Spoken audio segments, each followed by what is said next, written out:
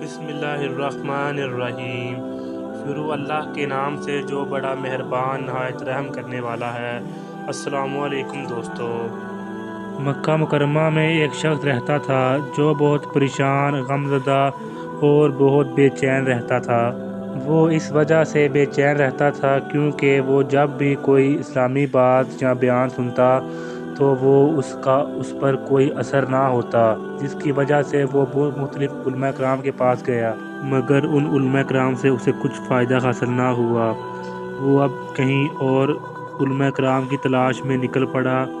جاتے جاتے وہ ایک بازار تک پہنچ گیا جہاں ایک جگہ بھیڑ جمع تھی اور یہ باتیں چل رہی تھی کہ حسن بصری اللہ کا ولی کا بندہ ہے جو کہ ہر بات اس کی اللہ کی بارگاہ میں قبول ہوتی ہے۔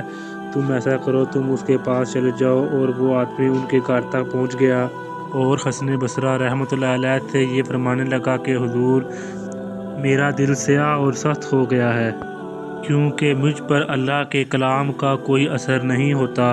اس شخص کی یہ بات سن کر حسن بصری رحمۃ اللہ علیہ فرمانے لگے، تم یہ کہو کہ ہمارا دل سیاہ نہیں، ہمارا دل مو گیا ہے۔ وہ شخص یہ بات سن کر کہنے لگا کہ حضور، میرا دل کیسے مر گیا ہے؟